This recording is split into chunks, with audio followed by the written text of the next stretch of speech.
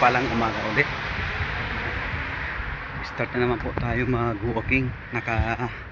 Paglakad-lakad na po tayo ng 5 minutes. So ngayon, dito na po tayo sa the same area. Hindi na po tayo gaanong lumalayo. Iniikot lang po natin yung na titirahan po natin na isang subdivision. Pawis po tayo guys.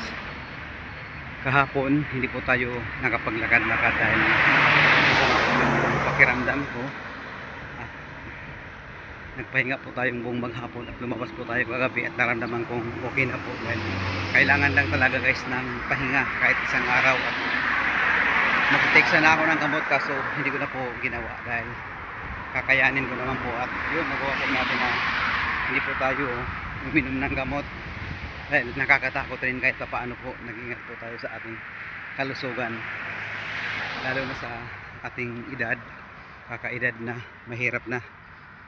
So yan, lakad-lakad muna, walking time mga ka-idol.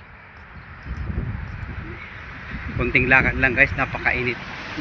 Yan paminsan nakakad ngayon nasisimula ng makulimlim po dito dahil siguro ko mga ilang buwan na lang nalalapit na naman po yung winter dito sa Middle East.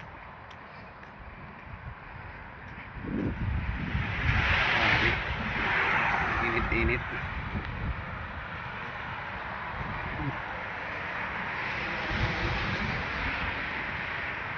Napakatahimik na lugar po dito. Wala pong anong mga naglalakad. Sa atin Pilipinas, alam naman po natin ang daming mga tambay sa labas, pero dito guys wala ka po makitang mga kabataan gaano, solamente po yung pagtatambay nila doon lang mismo sa malapit sa mga tirahan nila, ganun po sila. Pero may mga area naman na hindi rin maganda kasi may mga kabataan din na medyo may pagkabastos.